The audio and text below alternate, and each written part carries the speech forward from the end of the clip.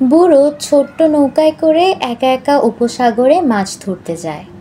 আজকে ৮৪তম দিন পর্যন্ত সে একটাও মাছ পায়নি।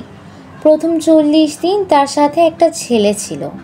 ৪০ দিন পর্যন্ত একটাও মাছ ধরতে না পারায় ছেলেটির বাবা মা তাকে বলে, বুড়ো এখন নিশ্চিত চূড়ান্তভাবে অপয়া হয়ে গেছে এবং দুর্ভাগ্যের শেষ পরিণতিতে পৌঁছে গেছে। তাই ছেলেটি তাদের কথা মতো অন্য আরেকটি নৌকায় চলে গেছে। ওই নৌকাটি প্রথম সপ্তাহেই ৩টি ভালো মাছ ধরেছে। বুড়োকে প্রতিদিন খালি নৌকা নিয়ে ফিরতে দেখে ছেলেটির খুব মন খারাপ হয়। প্রতিদিনই সে তাকে কুণ্ডলি পাকিয়ে রাখা দড়ি, কোচ, হারপুন, মাস্তুলের পাশে গুটিয়ে থাকা পাল বয়ে নিতে সাহায্য করে।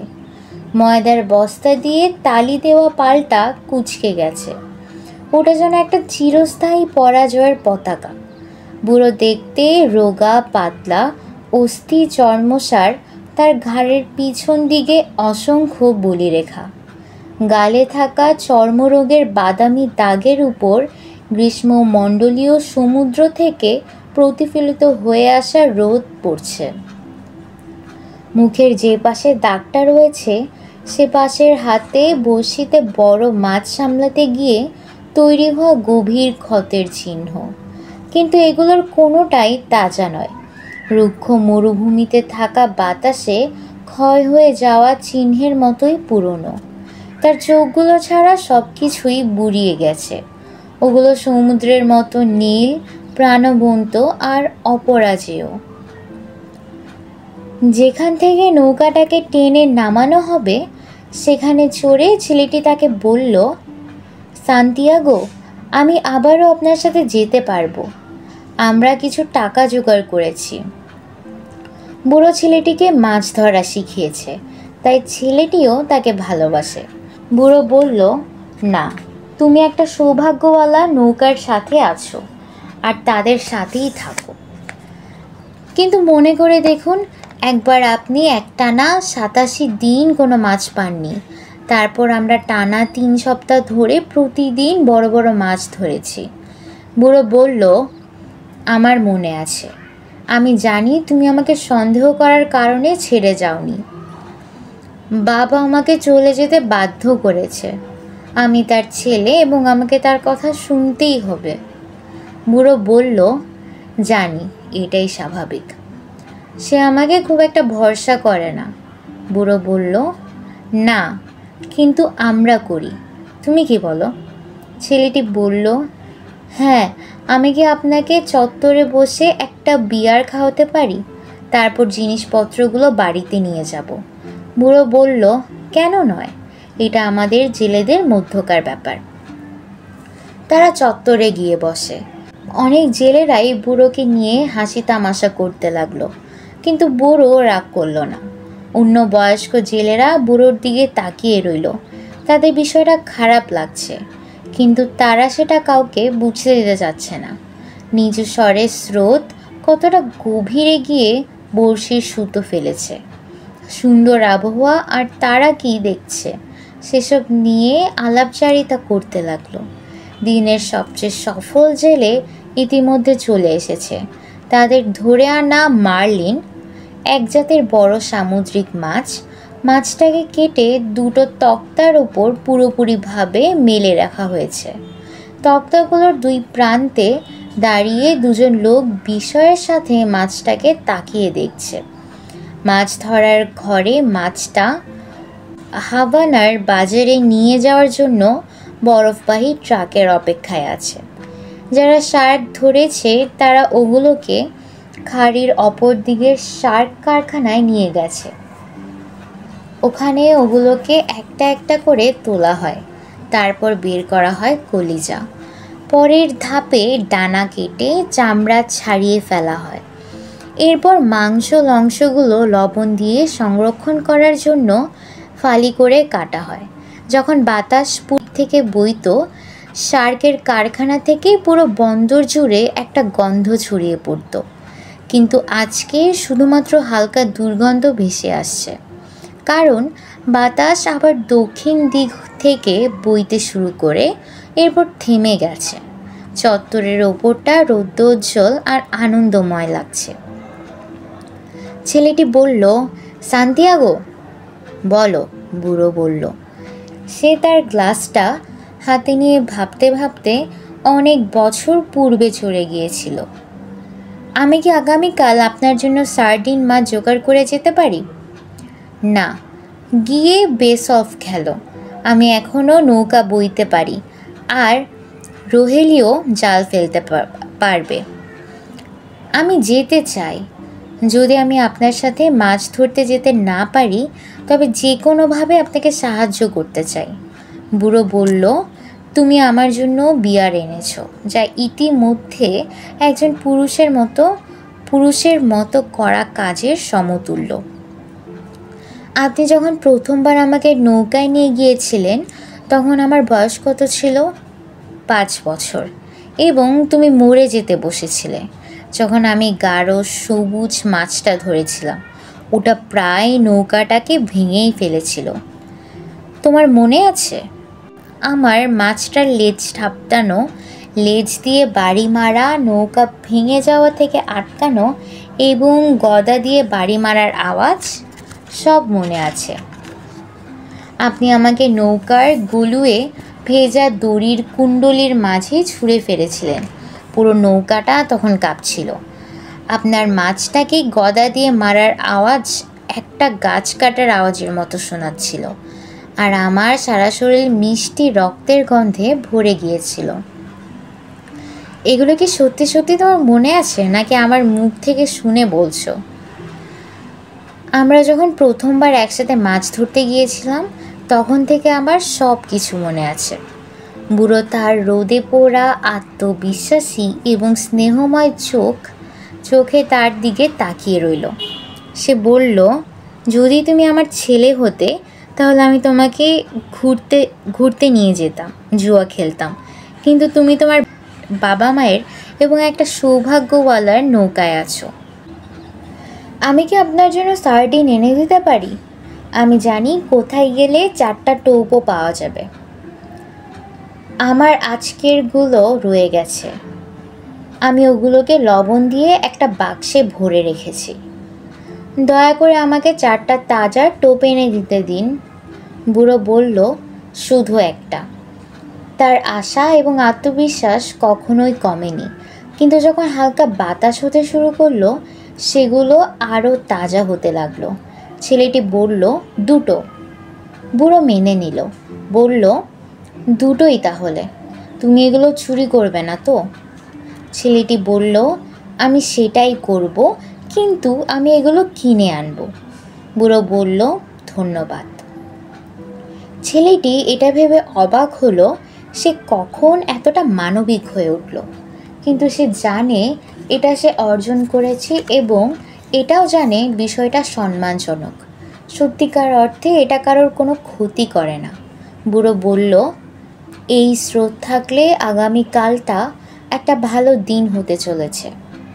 ছেলেটি জিজ্ঞেস করল, আপনি কোথায় যাবেন? বাতাস পড়ে যাওয়ার আগেই যতটা সম্ভব দূরে যেতে চাই। আলো ফুটে ওঠার আগেই আমি বের হয়ে যাব। ছেলেটি বলল, আমিও আপনাদের নৌকাটাকে দূরে গিয়ে কাজ করতে বলার চেষ্টা করব। তারপর যদি আপনি সত্যিকার অর্থে কোনো বড় মাছ ধরতে পারেন, তাহলে আপনাকে সাহায্য করতে আসতে পারবো। ও তো এতটা দূরে গিয়ে কাজ করতে পছন্দ করে না।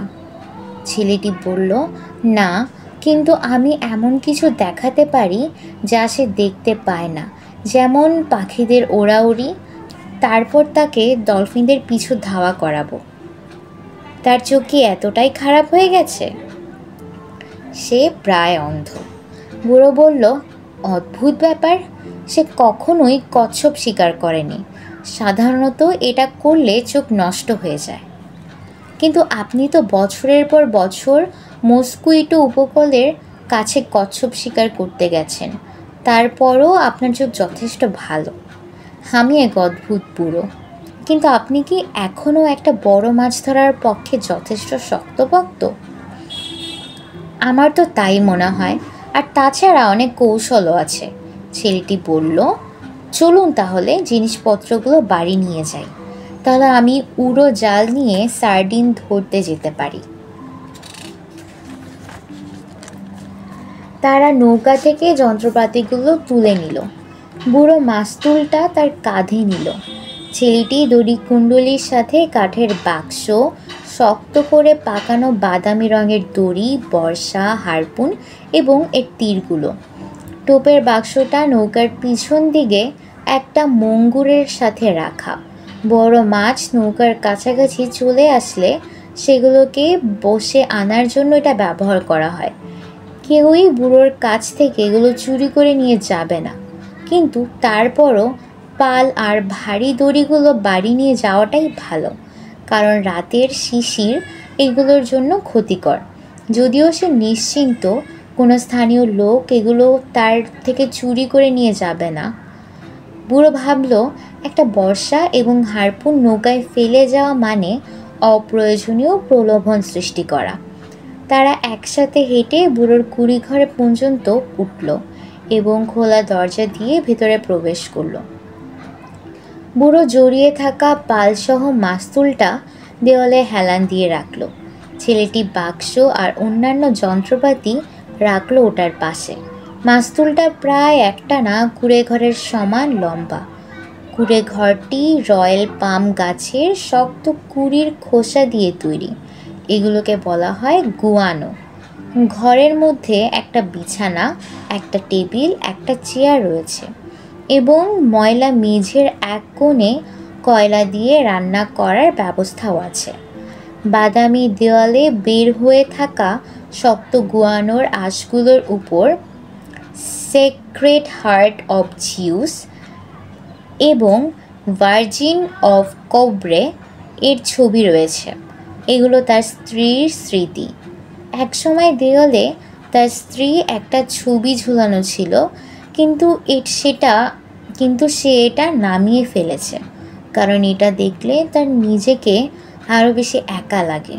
এটা তাকের এক কোণে তার পরিষ্কার শার্টের নিচে রাখা আছে। ছেলেটি জিজ্ঞেস করলো, আপনার খাওয়ার জন্য কি আছে? এক বয়াম হলুদ, ভাত এবং মাছ। তুমি কি কিছুটা খাবে? না, আমি বাড়িতে গিয়ে খাবো। আমি কি আপনার জন্য আগুনটা ধরিয়ে দেব? না, আমি পরে করে নিব, অথবা ঠান্ডা ভাত খেয়ে নিব। আমি কি আপনার উড়ো জালটা নিতে পারি? অবশ্যই। কোনো উড়ো জালই ছিল না বুড়োর। তারা কখন জালটা বিক্রি করেছিল ছেলেটির সে কথা মনে আছে, কিন্তু তারপরও তারা প্রতিদিন এই কল্পকাহিনীর মধ্য দিয়ে যায়। ঘরে এক বয়াম হলুদ ভাত এবং মাছও নেই, ছেলেটি এটাও জানে। বুড়ো বলল, 85 একটা সৌভাগ্য বহনকারী সংখ্যা। তুমি কি আমাকে ওই বিশাল মাছগুলোর একটা ধরে আনতে দেখতে চাও, যেগুলোর ওজন পরিষ্কার করার পরও 1000 পাউন্ডের ওপরে থাকে? আমি উড়ো জালটা নিয়ে কিছু সার্ডিন ধরতে যাচ্ছি। আপনি কি দরজার কাছে একটু রোদে বসবেন? হ্যাঁ, আমার কাছে গতকালকের পত্রিকাটা আছে। আমি বেস অফ খেলার খবরটা পড়ব। গতকালকের পত্রিকার ব্যাপারটিও কাল্পনিক কিনা ছেলেটি এই বিষয়ে নিশ্চিত ছিল না, কিন্তু বুড়ো বিছানার নিচ থেকে ওটা বের করে আনলো। সে ব্যাখ্যা করে বলল, পেরিকো মদের দোকানে এটা আমাকে দিয়েছিল। আমি সার্ডিনগুলো পেলেই ফিরে আসব। আমি আমারগুলো এবং আপনারগুলো একসাথে বরফের মধ্যে রেখে দিব। আমরা সকালে এগুলো ভাগাভাগি করে নিতে পারবো। আমি যখন ফিরে আসব আপনি আমাকে বেসব সম্পর্কে বলবেন। ইয়াঙ্কিরা হেরে যেতে পারে না, কিন্তু আমি ইন্ডিয়ানস অফ ক্লেভল্যান্ড দলটাকে ভয় পাচ্ছি। ইয়াঙ্কিদের ওপর বিশ্বাস রাখো বাছা আমার। মহান ডি ম্যাগিরও কথা স্মরণ করো।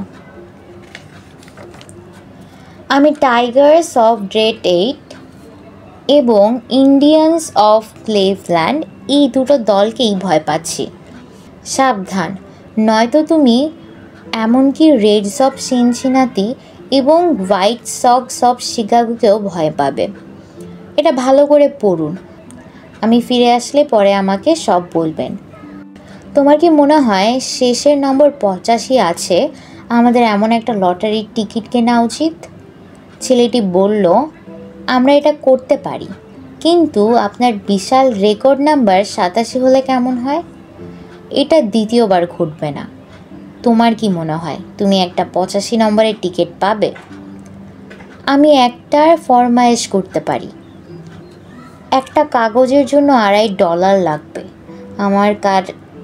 আমরা কার কাছ থেকে ধার নিতে পারি? এটা সহজ ব্যাপার। আমি যে কোনো সময়ই $2.5 ধার নিতে পারবো। আমার মনে হয় সম্ভবত আমিও পারবো, কিন্তু আমি চেষ্টা করি ধার না করার। প্রথমে তুমি ধার করবে, তারপর ভিক্ষে করবে। ছেলেটি বলল, শরীর গরম রাখুন, মনে রাখবেন এখন সেপ্টেম্বর মাস চলছে। বুড়ো বলল, মে মাসে বড় মাছরা আসে। মে মাসে যে কেউ জাল ধরতে পারে। ছেলেটি বলল, আমি এখন তাহলে সার্ডিন খুঁজতে চাই। এতক্ষণ পড়ছিলাম the old man and the sea এর প্রথম পার্ট। পরবর্তীতে দ্বিতীয় পার্ট আসবে। এটা যেহেতু আমার প্রথম অডিও বুক রেকর্ডিং, তাই এর মধ্যে অনেক ভুল ত্রুটি ছিল। অনেক জায়গায় হয়তো আমি খুব একটা সুন্দর মতো বলতে পারিনি। তবে আমি আশা করব আপনারা প্রথম হিসেবে ক্ষমাসুলভ দৃষ্টিতে দেখবেন। সবাইকে এতক্ষণ দেখার জন্য ধন্যবাদ। পরের পার্টটি দেখার জন্য অবশ্যই আমার চ্যানেলটিকে সাবস্ক্রাইব করে রাখবেন এবং ডেসক্রিপশন বক্সে যে প্লেলিস্ট আছে ওখানের মধ্যে আমি পরবর্তী পার্টগুলো আপলোড করতে থাকবো। এতক্ষণ শোনার জন্য সবাইকে ধন্যবাদ।